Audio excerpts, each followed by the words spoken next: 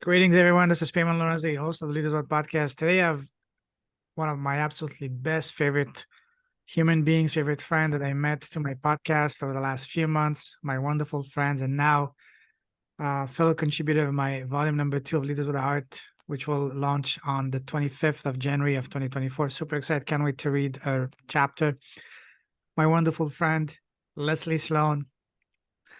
We have each time I talk to her, we'll just like we laugh so much. We had a wonderful chat already for an hour already, and yeah, I mean she's a not only she's an incredible person to talk to, have fun to. She's a firecracker, but also just an incredible array of knowledge, wisdom that I could talk to her, listen to her for hours. I recorded a portion of it before going live. Incredible, incredible, incredible. And I said, listen, just hold that. Let's record this because this is beautiful. And she will blow your mind. Get ready to be blown away. Grab your favorite drink, make yourself comfortable, and be ready to take off because we're going to take off to God knows where. And it's going to be amazing. So I'm super honored to have you here again with us. Leslie, buonasera, buongiorno, benvenuta di nuovo. Welcome back again, my wonderful friend. Grazie mille per tutto. Oh my God, I know we can go for hours, and it's just so much fun. It's really fun, and we can take a deep dive in all kinds of things, and it's just amazing. You're so witty, and of course you've done your 300 podcasts, so you've had a lot of information, a lot of input. You're very aware of so many things, which is great. Thank you. Because it's nice to be able to talk to people who get it, and then The this, podcast has been a source of my own, not only awakening, but also a source of ongoing education, talking with experts from around the world in all kinds of areas I thought I knew, but most importantly, learning about things I had no idea. Like, for example, oracle, energy work, sound work. I had no idea that even existed. So talking to people, experts like you, other people, for me, it's my own private university. I want to talk to an expert, just invite them on the podcast. So I'm absolutely loving it. I'm blessed and all is a pleasure. So, and I can't wait. This is one of my goals for next year. For all of us, you, me, and all the people, as many people that I met from the podcast, to meet in person. Me and Mary, we're talking about maybe hosting an event and do something, in a nice place by the stars where you can watch the stars at night. So I can't wait till we can meet you and all the other wonderful friends I made over the last 3 years on my podcast. So I'm absolutely honored. So thank you again for coming back. I'm excited. I can't wait to get started today. that's good. I'm really excited, and thank you for inviting me to be a part of this beautiful second edition book you have. That's magical. It's an honor. It's absolutely an honor for me to do that, and it's pushing me to amongst all the other things, just do it. There's a saying, when you need something done, give it to a busy person. And I swear to you, this came through when I've never been busier in my life. Oh God, what did I get myself into? And this is an incredible opportunity. So I'm going to do it no matter what. And that's that, because I love you. I love Mary. You guys are awesome. And so many beautiful people that are on board. Absolutely. And more beautiful souls coming in. So it's exciting. It's exhilarating. So I can't wait. So yeah, I can't wait. Seriously. And this morning you gave me a tip because, believe it or not, I still had no idea what to write about my chapter. But I'm the one organizing this. I have no idea what I'm going to talk about. And then you put me on the right to give me some amazing tips. I'm glad I recorded that. I actually told you, listen, can you please pause and rewind and record so I can actually save it into the sound. Well, that's what when you're going, oh God, that's gold. Hold on a second. Yes. Whoa, wait a minute. But that happens a lot. And then people go, I don't even remember what I said. I don't remember what I said. Yeah, that's what happens always. Oh yeah, it happens. It happens a lot. It happens all the time in my classes, and and people say, "Can you?" Because I teach mystery school, and when you teach mystery school, you can't record it. It's a whole different lineage. It's a whole different ball game. If I teach lighter stuff, yeah, that can be recorded. But when it's mystery school, you don't want to record it. It's a whole a different level. It's like, what was that? Can you go back there, please? And so sometimes I can rewind, but there's, this like rapid fire. There's a lot of stuff coming out. And because you're flowing with the energy in the moment. Because I could teach the same class 5-6 million times, but it's going to be different as things evolve, as things open up based on the lineage of the people that are coming in. So it's a collective, response. And then they come in and they let me know, all right, this is the route you want to take. This is what we're going to do. I have everything written in, but you got to let go. You can write the foundation and you can do your formatting, but then you got to let it go. Absolutely. Listen, we're going to dive into all of that. But before we even start, for people who may not know you, tell us, who is Leslie as a person, as a human being, as a woman, as a soul? Who's Leslie? I am a very loving, optimistic, sparkling, silly, and can be extremely serious being who cares about people. I care about all sentient beings, humanity, the earth. I like to do what I consider for me the right thing by life. And to just have fun with people. I love taking walks in nature. I was I took a power walk earlier, like 4 hours earlier, because it's getting cold and it's getting windy, but I love that I'm a triple air. And I went up and I hugged my favorite trees. And when it's not that cold, then I can take off my flip-flops and stick my feet in the sand, and I sing to them. I'm listening to beautiful 432 hertz music, and I sing. I was in choir in Italy, and I'll sing to them, and you can just feel it. It's amazing. So I love that. I love my walks. I tell them all how beautiful they are. And the animals, when I'm running into animals on my walks, it's amazing. So I love embracing life. I love embracing that. And I also have no problem looking dead into the dark as well. So you're not afraid of the dark. You're not afraid of the dark. No. Actually, the dark is afraid of you. But that could be. It could be. I mean, there's some things that I would imagine there's some part. I think that when you're I have a lot of Scorpio on my chart, although I'm a Libra. Well, you're Libra too, and so but there's a lot of Scorpio on my chart, and that allows me to go into the dark. Like really go. I want to take a deep dive. I really do. I want to take a deep dive, but it has to be when the synchronicity is right. I do jump off the edge because and this is one of the things that so many masters have spoken about. Bob Proctor talked, he said, look, he says, if you don't jump off the edge, you will never understand who you are.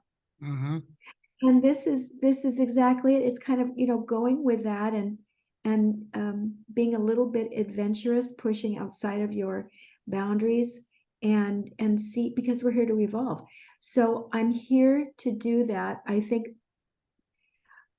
I was more afraid of it when I was little, because at that time, I don't do tarot cards. I don't work with tarot cards because I create consciousness, but in the oracles, but I did watch things come out when I was 11, 12 years old, when I was working with tarot cards, and I put it down and I shut it down. What did you see? Well, I was opening up portals. And I was, 11, 12. How were you doing that? were you conscious of it, aware of it, or you? Yes. But what happened was I didn't have, like, my mom, if she believed in her abilities more, she could have done a lot more in her life with the intuition.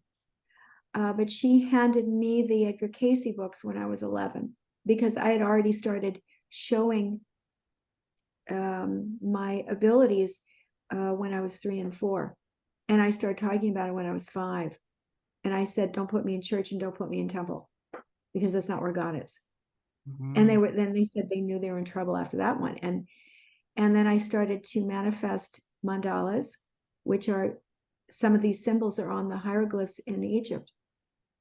I still have them. In fact, they're so old that the paper is brown, but I laminated some of them. So they're there. So I started to show this, and they didn't understand it, but Mom knew. She knew, and she gave me the Edgar Cayce books. She was Which one? all of them. I started out with Atlantis. That's one I have too. I started reading it. Yeah. It's amazing. And when I read that, I remembered Edgar as Ra-Ta, as the priest that was trying to prevent the destruction between Atlantis and Lemuria.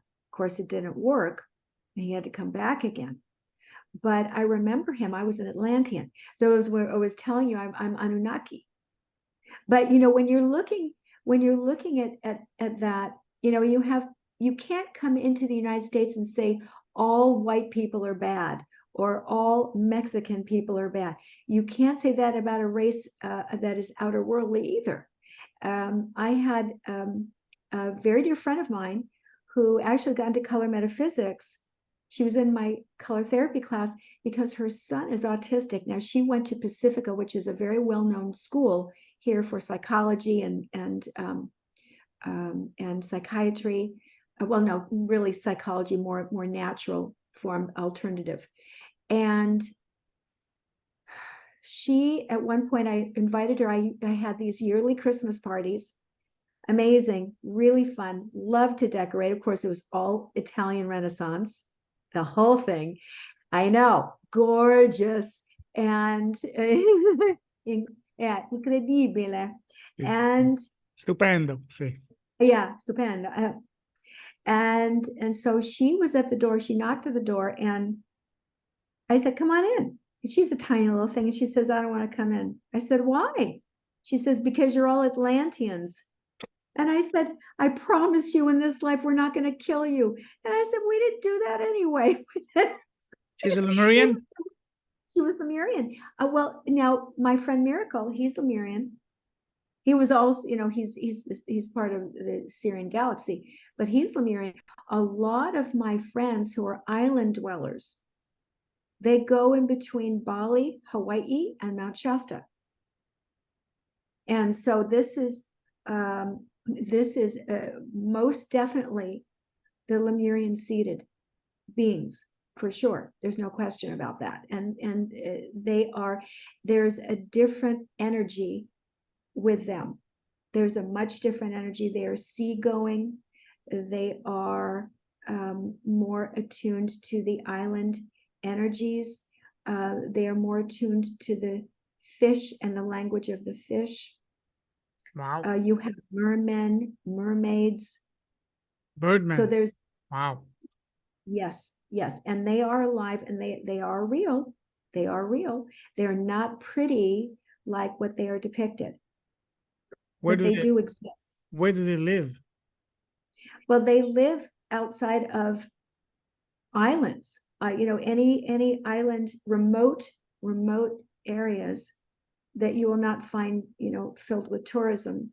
And I want to say that it's almost as if you're looking at from far away, they look like they're human, but they're not. You get closer and they're not so pretty, and they're actually quite frightening looking.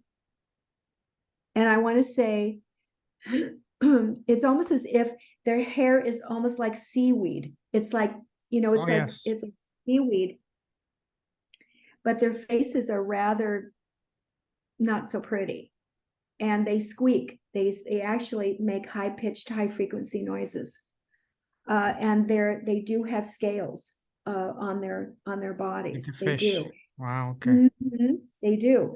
They absolutely do. And what they do is they come up at night, and wherever people are not, they'll come and they'll sit up on the rocks under the moon to get the moonlight, because they are still cyclical. They're still part of the energy, because everything is connected. So this is why, the salmon swim upstream, and they do this. They do this yearly, and that because there's a pull, there's a gravitational pull. There is an inner knowing inside of what destiny someone has, whatever creature they are, whatever part of divine source they are. So there are real mermaids, and people even see things like Bigfoot. Oh, yes. well, that's got to be something that's made up, or it's, they put a special effects in it. It is not.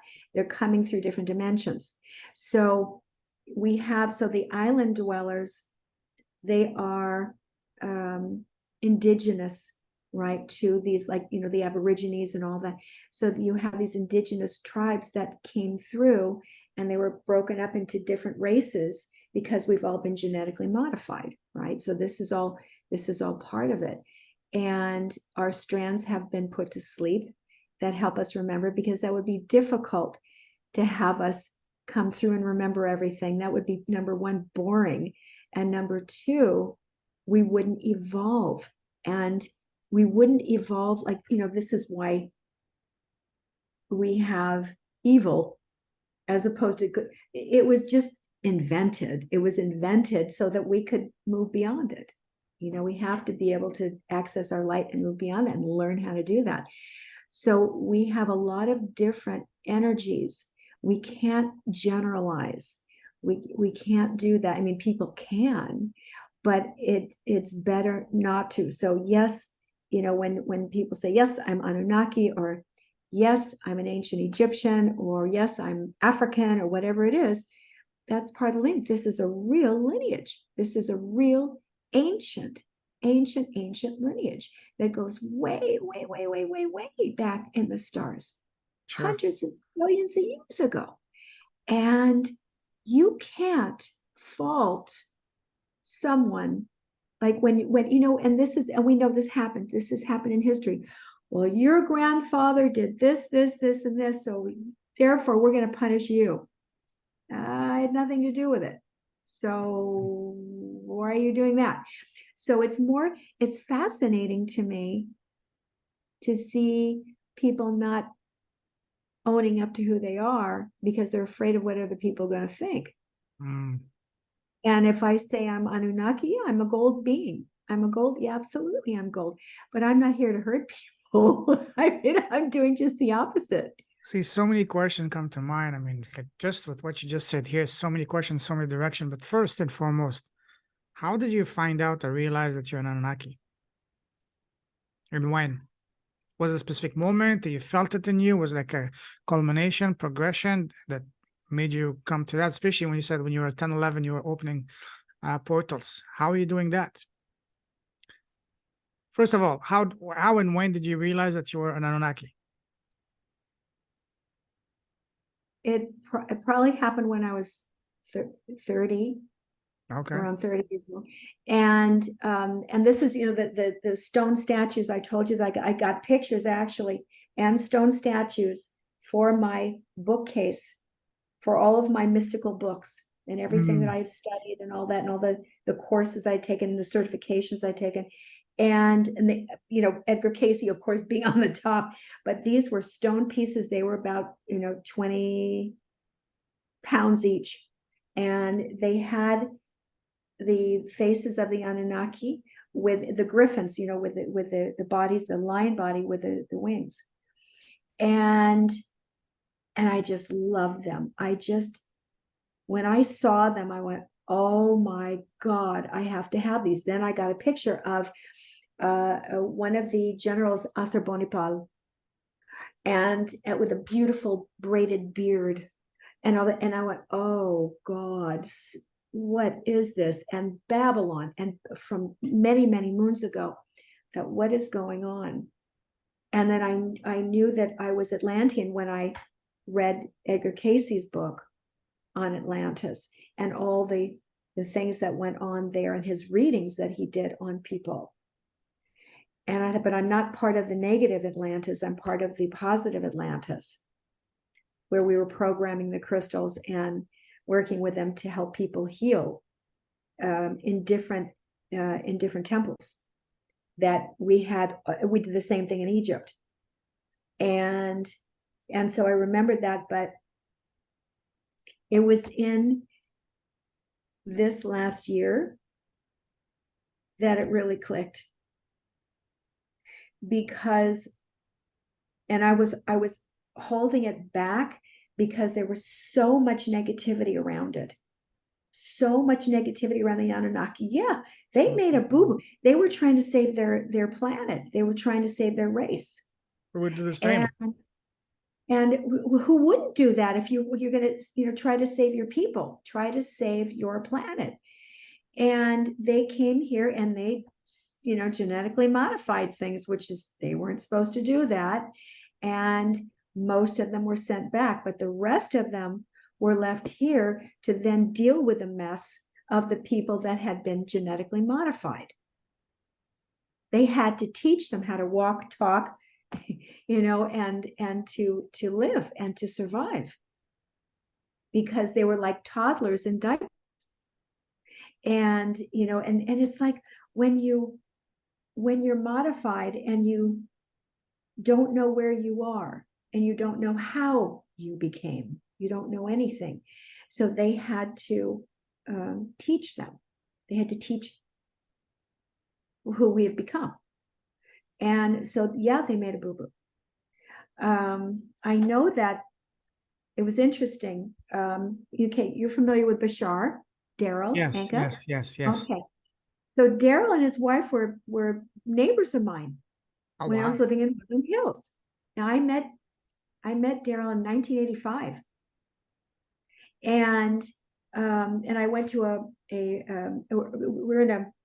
there was a very famous it was a restaurant that was owned by some Sikhs, and it was all vegetarian, all that stuff. And I would go there with my very, very good friend Miracle, and so we would go there. And there was a building behind that. It was called, and this restaurant was called Follow Your Heart. It's still there. So my chiropractor, the one I was telling you about, is a French Scorpio. She said, I think you're going to want to see this guy. And it was a building behind Follow Your Heart. And it was 1985. And so there were like 15 people in there. Daryl, he first started out. And so here comes Bashar, and he's getting all ready, and his lungs are changing, his throat's changing. And so he's talking for about a half hour. Funny, great sense of humor. And then all of a sudden he says, hold on, humans, don't move. And right after that, we had an earthquake and some things fell down from the ceiling. But he said, don't move, because we were not hit, but the places that were next to us had all the shrapnel coming down from the ceiling. And it was just incredible. Well, then later on, I went to see him for a private reading. And so I just caught one of the episodes that he did. He was just talking. He was on some show, and he was talking about Bashar. And I remember years ago, he was talking about how Bashar looked, and kind of like, it was a collective of, their beings, collective that kind of looked like Yoda. This is how he explained it then. But what I'm getting to is what Bashar was talking about is, he says, when we're looking at the aliens with the big eyes, he says, this is kind of what he looks like. He has a bigger head, he has big eyes. And he says, what happened to us is what's happening now is the nuclear energy, all the technology. It got to a point, it was so negative, and it destroyed the planet. And because it destroyed the planet, everybody had to go into inner Earth. They had to go to inner Earth to survive, right? And over a period of millions of years, the evolution of their eyes had to grow because it was so dark. Yeah, I'm sure. Yeah, wow. They had to be able to see. So they are us. And he's simply here saying, I'm going to give you the guidance. This is what's happening. And so Daryl's doing his job. He's doing exactly what he's supposed to do, because he's a perfect channel for this. But it's so cool that at least, before he really got out there, I was able to have time with him. And there was a funny thing when I made an appointment with him. And I asked his wife, I said, is Daryl a baseball player? And she said, no, he likes baseball. I said, but I see baseball around him. What's his baseball?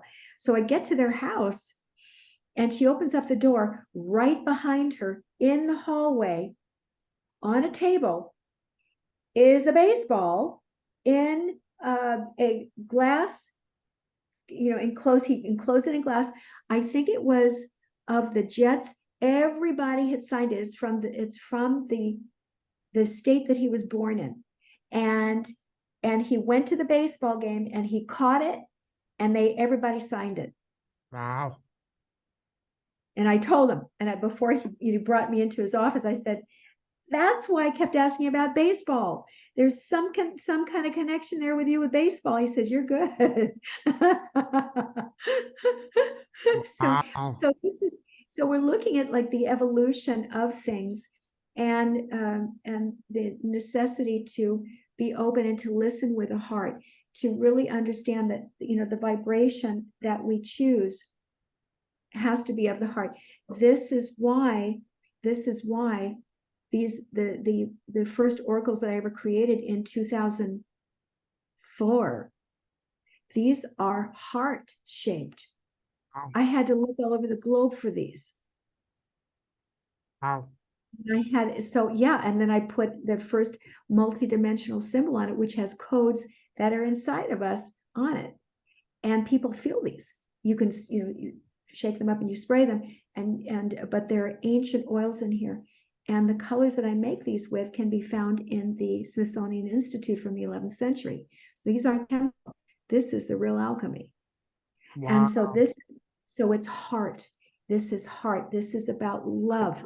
This is all about, it is about higher frequencies. You got to do higher frequencies. And when we do that, then we're not going anywhere. We're not going to get blasted anywhere. There's a lot of light in this world, but we have to make those choices. Wow. Powerful. Wow. Wow. Fascinating. Absolutely fascinating. This is what I love about this. I talked to incredible people that absolutely blew my mind, and especially you, my dear friend. Wow. Now we can keep talking for hours and hours, probably do a part 3 in the next few weeks. But now let's talk about, tell us, what do you do, and how are you literally changing lives? You were telling me before going live some incredible stories of how you help people cure of all kinds of stuff. So tell us briefly about what you do and how you're basically saving and changing lives. Well, I connect people to their vibrational blueprint. And how I do that is through my frequency creations. And some of them are, the first edition were the Oracle Color Therapy. And so this is the name of my company, Oracle's Color Therapy. Yeah, they're just beautiful. And so I create these, and then people choose them, and it becomes the language of the soul. There's a symphony that is unfolding, and then I would lay the colors on the body, because there's actually a symphony coming out, and this symphony could be stored pain, it could be confusion, it could be physical pain, could be emotional pain, It could be even, I've worked with people trying to birth children, trying to have children. I have this in my testimonies. I had a gal who had shingles, and she began, and her eyes were completely shut. She had, I think it was her right eye that was completely shut, swollen.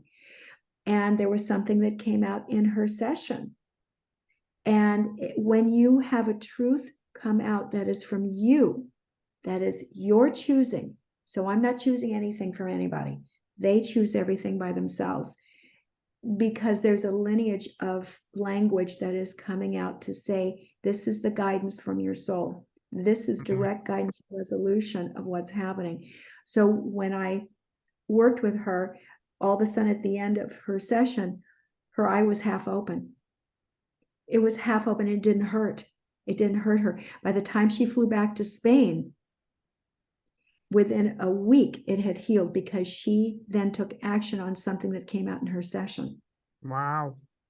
And this is what happens. There was another gal that came in, and she came in with her nurse. She flew in from the East Coast to see her MD, who was her surgeon, and they were going to operate on her because she had a cyst, it was a tumor in her large intestine.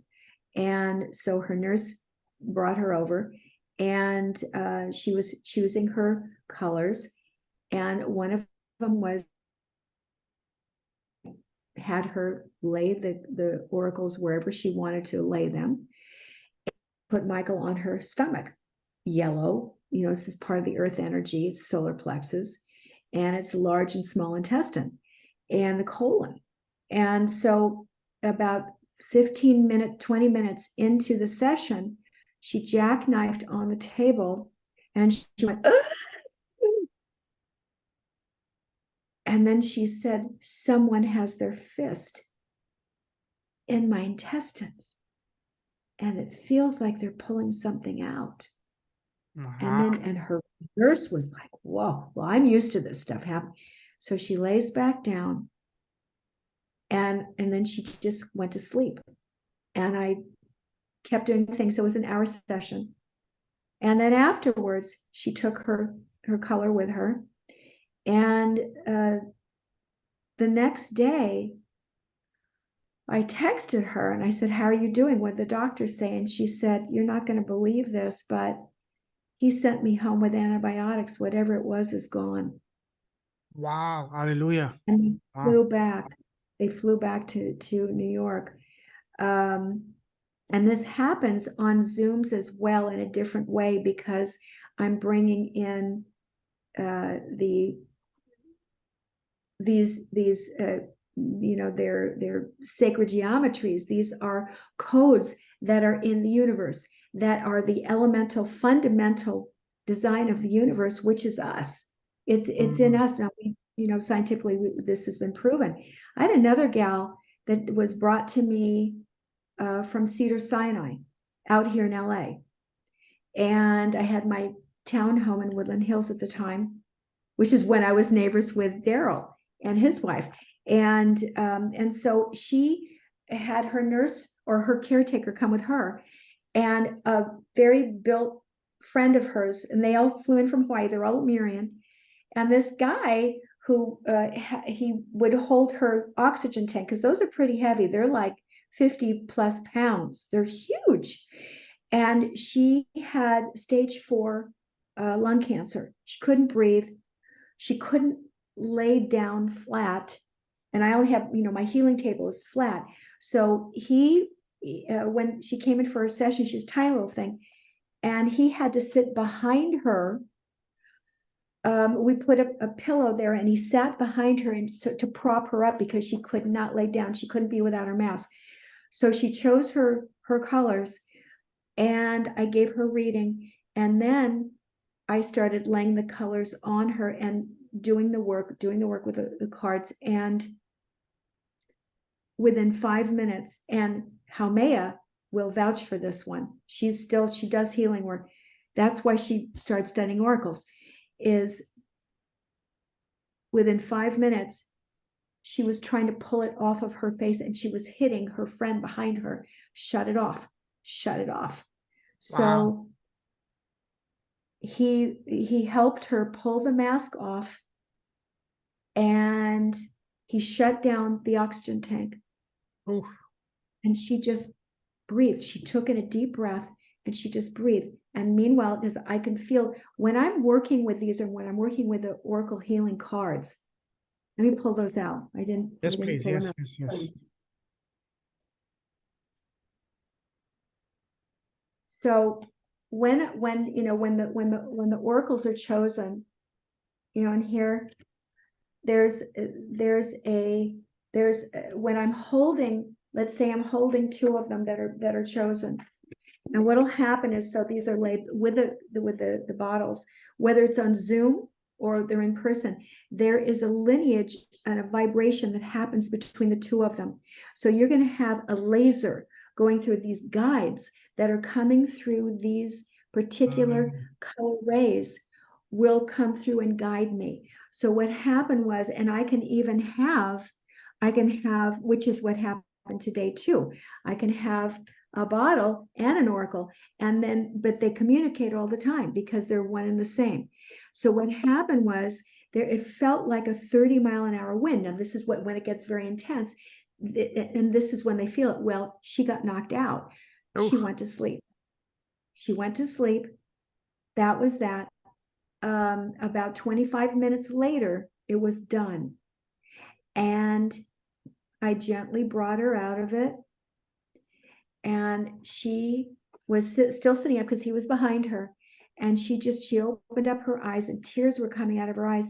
And she said, "What did you do? What did you do?" She said, "I felt cool waters moving through my lungs, allowing me to breathe." And I said, "But it wasn't me. I'm following the direction of what your soul is guiding me to do, and the channel of that, because you have to listen to it." And I just stay where they put me. Wherever the guides come through, I stay where they put me. And so it just shocked them. Well, 2 days later, they were staying in Malibu, and of course they were at a smoke-free motel or hotel there. And I went, it was very late, it was like 6:30, and I was dark. And Haumea was there with her. And I went in, brought all the colors, all of that. And she chose her colors. Black was in the lineup. Black was there. And so I decided to use a bottle, and I put the black on her heart. And then I moved everything, all over the place.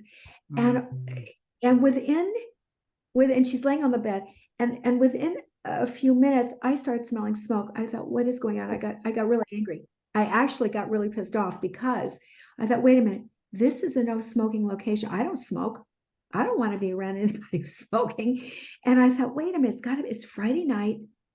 They got to be having a party downstairs or something. So and Haumea looks at me. I said, "Do you smell that?" And she says, "Yeah." So I opened up the balcony, the sliding glass door, and it was quiet. It was all dark. The moon was out, completely dark, and nobody was there. And I went, "Oh my God. Oh my God. You are kidding me." And I turned around, and I got goosebumps even thinking. Yeah, me too. She's got smoke coming out of her chest. It's smoke. Oh. So it's basically burning the disease. Yeah. It was the hatred coming out of her. Wow. Lifetimes. And I was just, oh my God. Tears were coming out of my eyes. And she said, "That's it." After she witnessed these two things, she said, "I've got to take your certified course. I've never seen anything like this before." She said, "You're the real thing." And this is what I love. I want to go deep. This is that part of me that I was telling you about. I want to go deep. I want to be able to help people who want that help to go into the deepest dimensions of themselves, to understand who they really are as stars inside of them, this beautiful universe inside of them, and to go as deep as they want, to go as high as they want. This is the ultimate purpose. Yeah. This is it. There is nothing else. I'm interested in nothing else. Non mi interessa niente di più. This is really it. But and so it's very loving too, because it's the love that allowed this to happen. This is why people are so comfortable, because it's not something that's forcing you. You are having a conversation with you. And I have, when people, if they have the deck of oracles, if they have this, and like say after the first session they have with me on Zoom, and they get their oracles, and they get all of these, then what they can do is they can choose them at home with their eyes closed. And then we can start the session. But if not, then I have a chart that they don't, they don't get to see these on, but they can see the color, and they just get to choose the color. And then I have all the as you saw, I have all the mandalas lined up next to each other, and I have them choose which mandala, and they don't know what they're choosing. But Yes, this is the truth. I remember when you did that for me, they were all so beautiful. I didn't know which one to choose. It's really incredible. I mean, I love this. Look at Saint Francis of Assisi. They're beautiful. They're absolutely beautiful, and they're so loving. So we need love. We can't do things where we're forced up against the wall. We have to have a dialogue that's loving, that's supportive. And so that's what I do. I help people to really understand who they are, why are they here, what are they made of, and why are they so magical? Why is it that you can create anything that you want? So I create particle realignment in them so that they can heal pains, habitual patterns that they don't like, addictions, love themselves more, heal the diseases, which really, it's not feeling comfortable with the self. For sure. Right? We heard that dis-ease. But there are a lot of things, there are truths that come out. And so when I start doing the reading after people choose what they need to, there's an understanding immediately. But there are, like within the 4 oracles that I have them choose on Zoom, the second position is unconscious. And I will tell you, most of the time, people will say to me, I don't know. When I go into what that is, or it may be they don't understand how their business is going to unfold, or when they're going to move, they don't understand how the money's going to come in, but it's coming. So they don't know. It's a position that they truly will say, I don't know. What do you want to do in your life? I don't know. And it shows in that second position. Or they're blocked on all levels, and they go, God, I don't know what I'm doing. I just feel lost. And so that's my passion. That's what I've been doing for over 35 years, and I will continue to do. There is no retirement in sight. Beautiful. And I'm sure I wouldn't be surprised if you've been doing this in past lives and do it in future lives. And this is beautiful. So I love it. Leslie, listen, fascinating conversating with you. Absolutely love that. So many more questions came to mind. I wanted to ask them, but I didn't want to interrupt you. I want to make this into a 5-hour marathon. I wouldn't complain. We're probably gonna do another episode soon. But listen, this is powerful. Thank you for sharing it. If someone wants to connect with you, what's the best way to do so? They can go to my website, www.auracle healingcards.com. And my information is there. I can also be reached on Facebook under Leslie Sloan, and on IG, Leslie Sloan Intuitive. Yes. And soon to be in a book. Yeah. Beautiful. And soon Leaders with a Heart Part 2. We don't know what the title is yet, but I'm so excited about it. The title is Oh my God. the title is going to be what, as I said, what is your gift and how are you sharing it around you and around the world? That's the gist of it. Oh, that is it. That is the topic, but the title, it's we're still working to make it nice, concise, and more. That's what I wanted. That's a mouthful, that's a mouthful for a That's a title. big, it's a big mouth. Yeah, exactly. It's But almost we like a love speech, mouthfuls. almost like a speech. But I love it. I You're a know. speech. I love you. I mean, you're just, Thank you, you thank you. Same it, same it, same it, same just. it. Listen, absolutely honored. I'm really, truly honored and blessed that our paths crossed. I know we're connected at the soul level. That's why we connected and we get along so well. Otherwise, we wouldn't. And we connected at the right time. That's why we didn't connect 5, 10, 20 years ago because I was not ready. You were not ready. So everything happens in a magic due divine timing. I'm beyond honored, delighted. I salute you. You're truly with a heart. Keep shining your light. Keep blessing the world, your presence, your impact with everything you're doing. And next time I want to know more about those beautiful liquids and tell us, go deeper, do a deep dive into each of the cards, what they mean, and all the implication, all because this is absolutely phenomenal. This is fantabulously captivating. And yeah, listen, I can talk till I'm blue in the face. I'm all the kind of I can tell like, you about the color. yeah, red, pink, like a what do you call it, like a shrimp, but going to the beach. But anyways, listen, the gist of it Well, is you're amazing. So I have everybody on my mastermind doing this. Ti voglio bene. Ti voglio benissimo. Ci sentiamo presto. Have a fantabulous evening for you. It's what? Grazie. It's what? 8 o'clock for you? 9 o'clock for you? Nine. No, 9:27. 9:09. Look at that. 9:09. Wow, time to go have dinner 27. if you haven't had dinner. So listen, have a wonderful day. We'll talk Thank very you. soon. Take care and keep shining your light, my Thank friend. you. Take care. Prego. Buona Ciao, ciao. giornata. Ti voglio bene. Grazie. Ciao. Ciao.